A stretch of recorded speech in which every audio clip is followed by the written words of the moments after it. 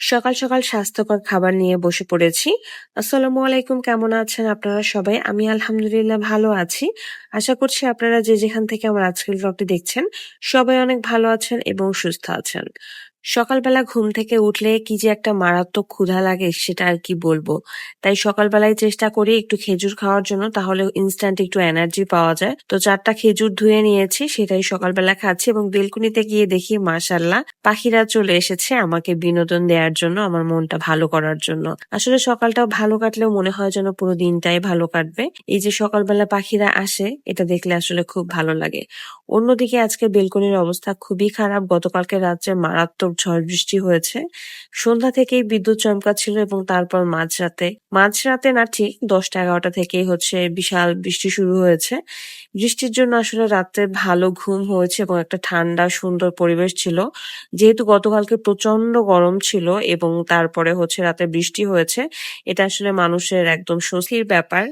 যাই হোক, তারপরে কিছুক্ষণ পরে মনে হলো যে কি খাওয়া যায়। তো অনেকদিন মুড়ি ভাজা খাই না। আম্মু এরকম মুড়ি ভেজে দেয় পেঁয়াজ, কাঁচা মরিচ, রসুন দিয়ে, সামান্য একটু চিনি দিয়ে, কখনো কখনো চিনি দেয়া হয় না। তো এভাবে ভেজে দেয়, তাহলে মুড়ি খেতে ভালো লাগে। আদারওয়াইজ আমাকে মেরে ধরেও কেউ মুড়ি খাওয়াইতে পারে না।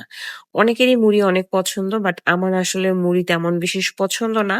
তবে এরকম ভেজে দিলে আমার ভালোই লাগে, বা মুড়ি মাখা হলে তখন একটু খাই, বাট এরকম ভেজে দিলে বেশ ভালোই লাগে চায়ের সাথে।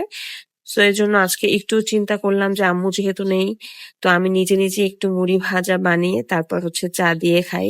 আসলে প্রতিদিন একই খাবার খেতে ভালো লাগে না সকালবেলা ঘুম থেকে উঠেই। তাই প্রতিদিন যদি একটু অন্যরকম খাবার হয় তাহলে একটু খাওয়ার আগ্রহ বাড়ে। এজন্যই নিজের খাবারের জন্য নিজের চেষ্টা করছি আরকি। আর আমার এই যে বিশাল এক মগ চা ছাড়া তো চলবেই না। এজন্য বিশাল এক মগ চা নিয়ে বসে পড়েছি এবং বেশ অনেকগুলো মুড়ি ভাজা হয়েছে। যদিও আমি সবগুলোই খেতে পেরেছি আলহামদুলিল্লাহ, মাশাআল্লাহ।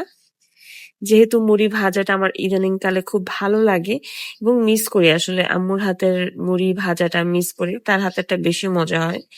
আমি অত একটা পারি না। আর আমার যেই মারাত্মক ঠান্ডা লেগেছে, চা খাওয়া একদম ফরজ হয়ে গিয়েছে। মানে কথা বলতে গেলেও আমি হাঁপিয়ে যাই।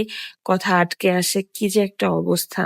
যাই হোক, খাওয়া-দাওয়া শেষ করে তারপর বেশ কিছুক্ষণ একটু বই পড়লাম। সকালবেলা ঘুম ভাঙলে আর ঘুম আসতে চায় না। তাই ভাবলাম যে আজকে আর ঘুমাবো না। মানে শুয়ে মোবাইল টিপবো না। একটু সময় কাটাই। নিজের মধ্যে নিজের সাথে একটু সময় কাটাই। তো এজন্যই সুন্দর করে বই নিয়ে বসে পড়েছি। একটু ভিডিও-টিডিও নিলাম, যাই হোক। এভাবেই সকালটা নিজের সাথে কাটিয়ে তারপরে রান্নাবান্নায় চলে গিয়েছি।